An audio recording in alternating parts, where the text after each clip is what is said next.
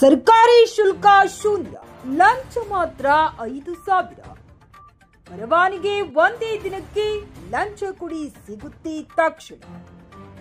ಪರಿಸರ ಕಾಪಾಡೋ ಅಧಿಕಾರಿಗಳೇ ಭ್ರಷ್ಟಾಚಾರದ ಅಂಗಳಕ್ಕೆ.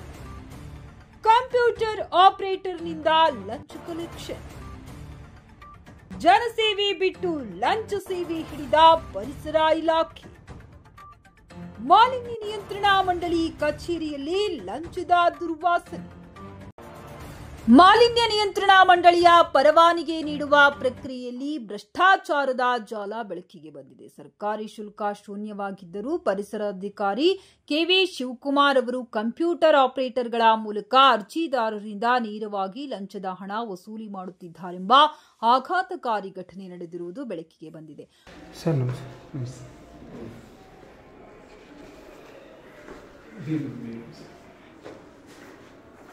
ನಿಮ್ಮನ್ನೆಲ್ಲ ಹೆಂಗಪ್ಪ ಒಳಗಡೆ ಬಂತು? 3 ಗಂಟೆ ಮೇಲೆ ಬರ್ಬೇಕಲ್ವ ನೀವೆಲ್ಲ? ನೆನ್ನೆ ಬಂದಿದ್ವಿ ಸರ್, ಅದಕ್ಕೆ ಬಂದ್ಬಿಟ್ಟಾ? ಬಿಟ್ಬಿಟ್ಟು ನಾವು ಸೆಕ್ಯೂರಿಟಿ ರಿಕ್ವೆಸ್ಟ್ ಮಾಡ್ಕೊಂಡ್ವಿ ಅಷ್ಟೇ. ರಿಕ್ವೆಸ್ಟ್ ಮಾಡಿದ್ರೆ ಬಿಟ್ಬಿಟ್ನಾ? ಏನೋ ಅವನ ಜೊತೆ ಅಡ್ಜಸ್ಟ್ಮೆಂಟ್ ಇರ್ಬೇಕು ನಿಮ್ದು. ಅವನ ಜೊತೆ ಸೆಟ್ಟಿಂಗ್ ಬೇರೆ ಅವನ್ನ ಬಿಡಲ್ಲ ಅವನು. ಆ ಥರ ಏನಿಲ್ಲ, ಒಂದೇನ ಇರೋದು?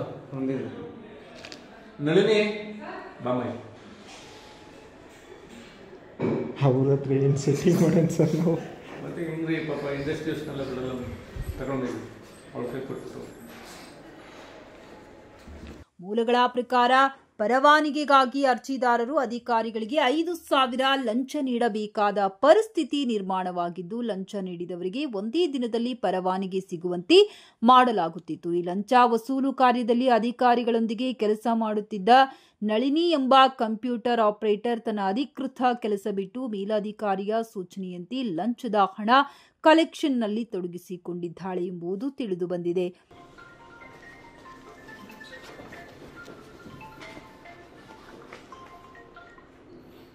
ಹಲೋ,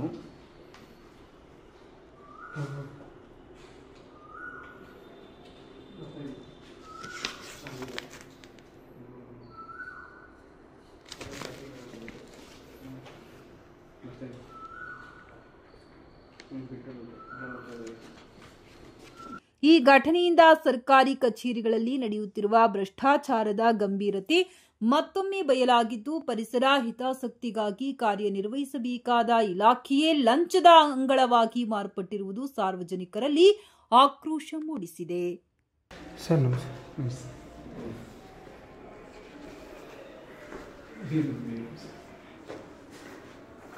ನಿಮ್ಮನ್ನೆಲ್ಲ ಹೆಂಗಪ್ಪ ಒಳಗಡೆ ಬಂತು?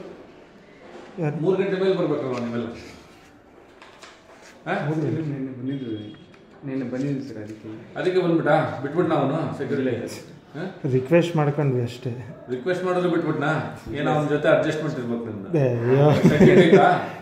ಅವನ ಜೊತೆ ಸೆಟ್ಟಿಂಗ್ ಬೇರೆ ಅವನ್ನ ಬಿಡಲ್ಲ ಅವನು. ಆ ಥರ ಏನಿಲ್ಲ, ಒಂದೇನ ಇರೋದು? ಒಂದೇ. ನಳಿನಿ ಬಾಮೈ ಅವ್ರ ಹತ್ರ ಏನು ಸೆಟ್ಟಿಂಗ್ ಮಾಡೋಣ ಸರ್ ನಾವು. ಮತ್ತೆ ಹೆಂಗ್ರಿ ಪಾಪ ಇಂಡಸ್ಟ್ರೀಸ್ನೆಲ್ಲ ಬಿಡಲ್ಲ ತಗೊಂಡಿದ್ವಿ ಅವ್ರ ಕೈ ಕೊಟ್ಟು. ಈ ಟೈಮೇ ನೋಡ್ರಿ ಕೊಡ್ತೀನಿ ಸರ್. ನೆಕ್ಸ್ಟ್ ಟೈಮ್ ಬಂದಕ್ಕೆ ಆಯಿತು, ಅಪ್ರೂವ್ ಮಾಡಿ. Thank you sir.